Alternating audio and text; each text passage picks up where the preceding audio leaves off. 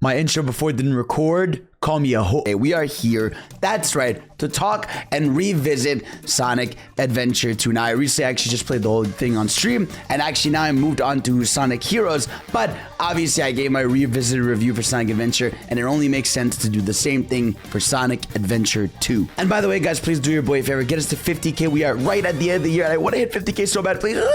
Yeah, let's talk Sonic Adventure 2, because this is obviously one of the most iconic games, I would even say. I feel like Sonic Adventure 2 is just so synonymous with the brand of Sonic, but also I just feel like with that PS2 GameCube era, you know, no matter what you feel about Sonic, or some people that maybe have gotten out of Sonic or anything, I just feel like Sonic Adventure 2 is that name you can bring out to the gaming eye and be like, oh yeah, that game was dope as fuck, right? And I feel like, you know, like playing this right after Sonic Adventure, really good perspective, because I really got to sort of understand some differences, and I got a major brain shift that I feel like I never thought would have happened, but I'll get into it as we go deeper in here. Now, you all know the structure with Sonic Adventure 2. You have the hero story and the dark story, sort of continuing the path and ideology of Sonic Adventure 1, where you could pick different characters, but instead here it goes by, you know, hero and dark campaign. So instead of being able to choose which gameplay style you'd like to, you know, spend an hour or two on, you are sort of forced into this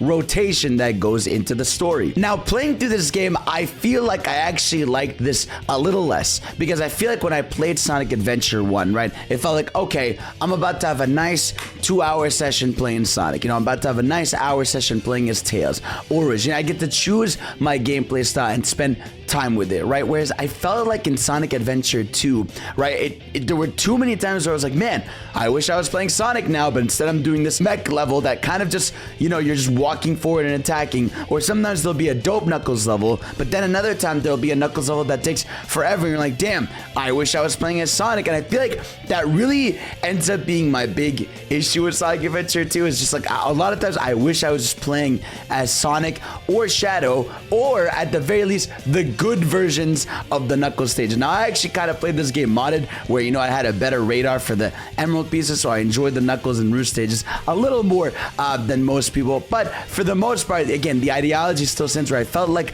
in this game specifically, there were too many times where I was like, damn, I just kind of want to play as the speed character. Now, it's not to say I don't want different gameplay styles. I think Knuckles still gives you a sense of speed and movement, because, you know, you can actually play as the character. But the mech levels are just so weird to me, you know, where I'm just like, why are Tails and Eggman like the same character? I feel like if anything, this should have just been Eggman, and maybe Tails could have just played as Sonic the way he did in the original, with his flying techniques with different level paths, right? But I feel like obviously some of my chat told me that originally Tails wasn't going to be in the mech, and it was going to be Eggman, which is why actually Eggman's levels are actually more fun in the mech. You know, there's still levels that I'm like, okay, wish I was doing something else, but they're still more fun. But as we all know, Sonic Adventure 2 is cool as fuck. And when I say cool as fuck, I mean, this game is like the definition of like cool, right? From the beginning of it, obviously, with City Escape iconic, to just the character back and forth where they'll just say like dumb shit, you know, like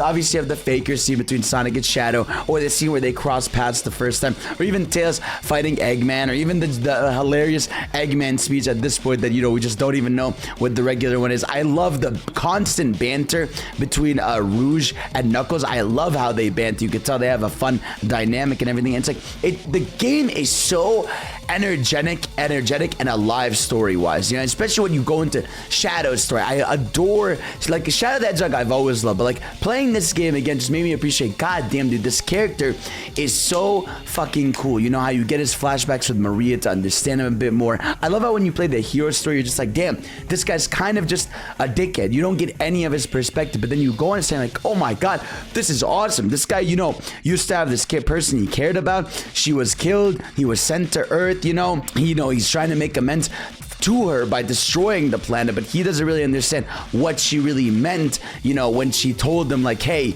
just protect the world, you know, do what you gotta do. And then he's just I wouldn't say Shadow is misguided. I think, you know, he has obviously a negative view on the world because they took the one thing he loved away from him. So having just Shadow's character, like having, you know, Knuckles and Rouge just be like a flirty couple just fighting deadass the entire time is awesome. I feel like the characters that get a little shafted here are characters like Amy. Like, how did Amy regress from Sonic Adventure 1? I felt like in Sonic Adventure 1, Amy, you know, she was doing her own thing. She was cool. She was all bubbly, you know, and even though she was obsessed with Sonic, she at least wanted to grow out of that by the end of the game, and she was at least fighting. Whereas in this game, it feels like she just shows up in cutscenes and she's like, how did I get in this situation? Or I wish you guys wouldn't ditch me. It's like they kind of regressed her, which I didn't really like. But it's just, these games are so dope. You know, you get Sonic running, you know, to the president's car. You got him styling. You got him like with so many funny moments, and like levels are just so fun, especially on the Sonic and Shadow side. You know, whether it's Green Forest,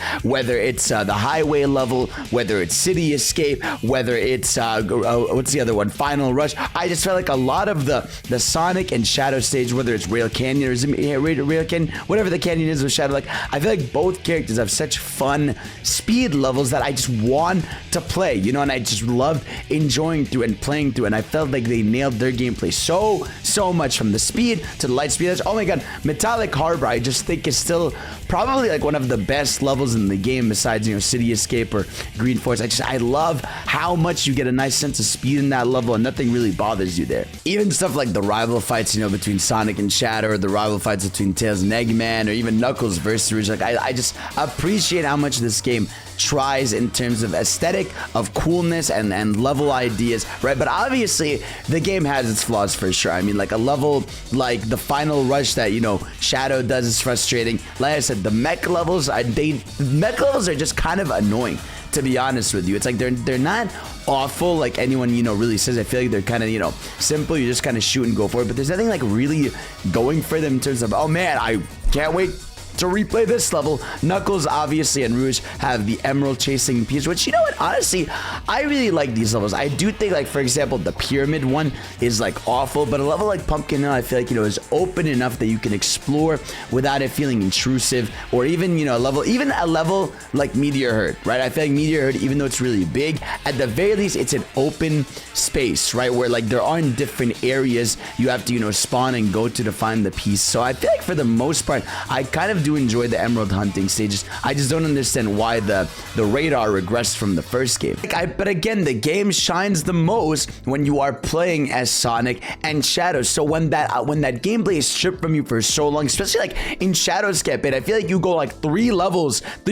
without playing as Shadow. You're like, come on, man, like this guy is so cool. Anytime I play as him, please let me play as him more. And that's when I felt like I came to realize, like, damn, I think I like Sonic Adventure 1 a little more, you know, because each character's story had time to give those characters shine and gave you time to enjoy their gameplay, right? Also, like for Tails' case, like the mech gameplay isn't even as good as Gamma's from the first game. Gamma's in the first game controls better, plays better, is not as frustrating at all. So I just felt like with Sonic Adventure 1, you had a game that, yeah, maybe not, you know, every campaign is as high quality as Sonic's, right? But like, I felt like they were all enjoyable and they all gave you that character's like full arc, versus this game where it felt like, you know, story moments are segmented, obviously between hero and dark paths. You're getting moments that are sporadic. You're getting a story that's like a little more goofy, even though it's really cool. Obviously, you have some serious themes. Like the final story is kind of fucking crazy. Everything going on with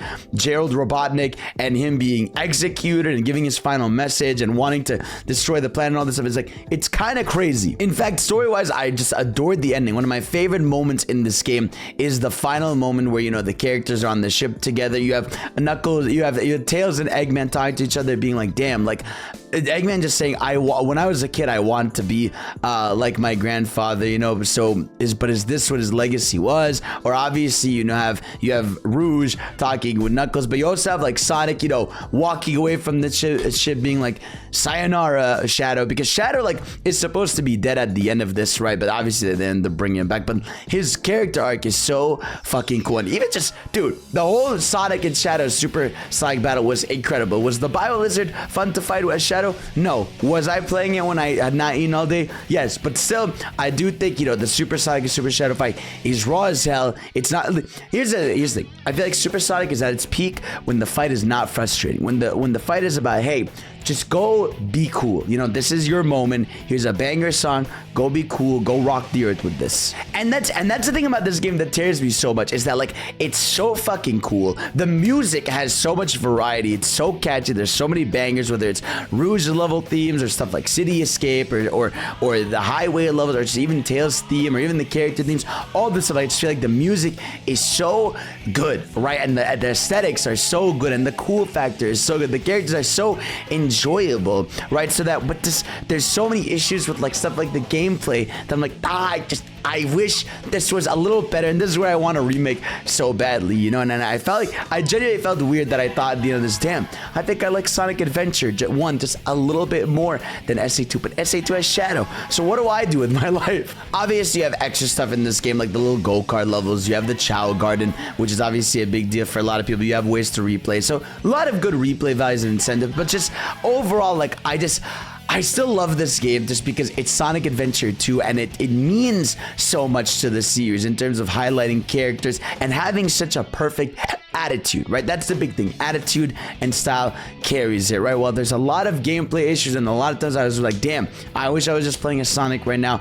I still go back and think to I cannot unthink in my mind so fondly of the game, even though I have my issues with it. And I think that's a big reason this game is still so spoken about today, right? It's a game that means a lot to a lot of people, and I think it's something that highlights a lot of Sonic's cast and why they are so important. You know, whether a big role or a small role, I feel like what they did with these characters was so cool, and it's just people just like the energy of these games. And I also just like the movement of it. Just, I don't know, it's a game that makes me happy. It's a game that's cool as hell, even though it's hella frustrating. You end up finishing and you're like, damn, you know what, that was still Sonic Adventure 2.